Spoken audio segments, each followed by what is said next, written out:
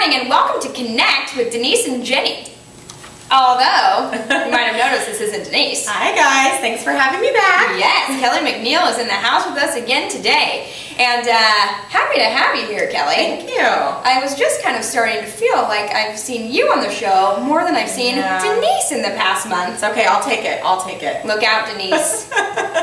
She's coming for your job.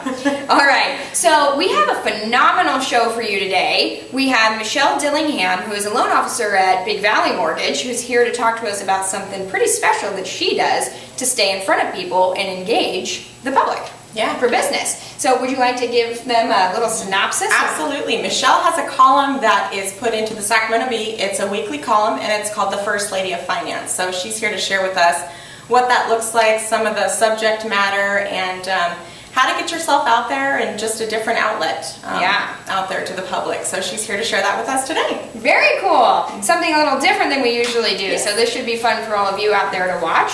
So without further ado, Michelle Dillingham from Big Valley Mortgage. Hello. How are you? I'm wonderful. So nice to see you. Thank both. you. You as well. We're so happy to have you here and excited to hear what you have to tell us and all of them out there about your column. So could you tell me a little bit about the First Lady of Finance and what it is that you do for the column? Okay, I've been writing the First Lady of Finance column for 15 years. Wow. And obviously I love writing. It's every week in the Sacramento Bee. Basically, I don't play golf or sail or do any of those things, but I do write. So I found this as an outlet for me. That's awesome. That is so neat. I love that. I always am very respectful of writers because it's something that I'm not a huge fan of doing. So, so I understand. So you have to have a gift to be able to do something like that for sure. So what would you say for people out there who are like me, who maybe don't have an in to be in the 26th largest newspaper publication in the country, and maybe just don't like writing in general? What would you say that they can do instead to stay out in the public eye?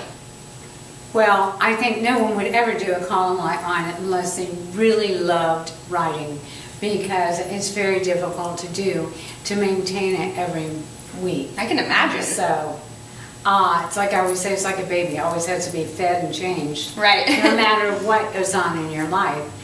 And there are far easier things, especially today, that people can do. So many ways that you can, one, get out in front of the public. Yeah.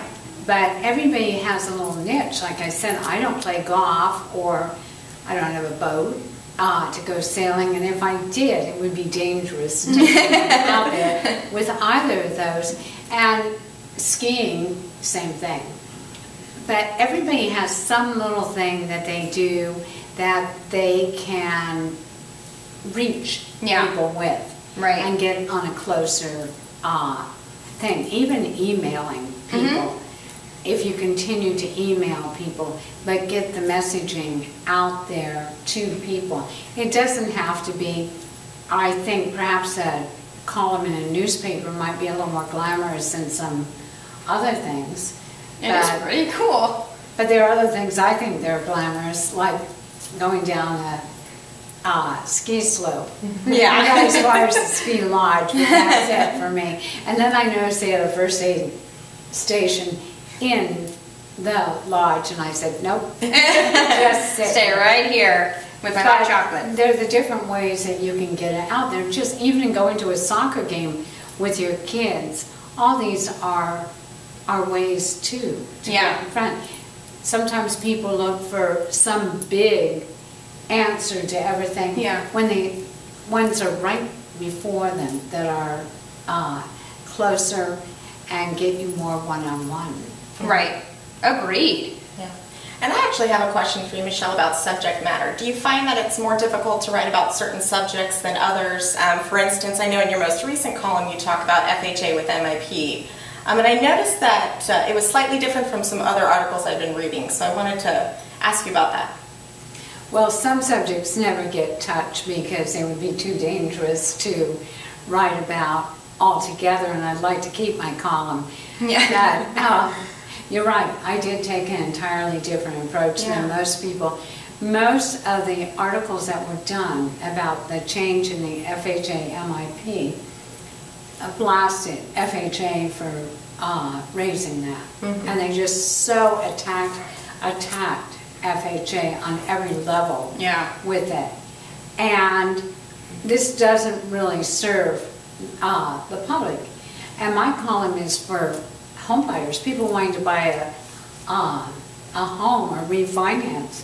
And so I told them the good things, the realities, that mortgage insurance with FHA has gone up, it's gone down over the years, just like interest rates go up and down.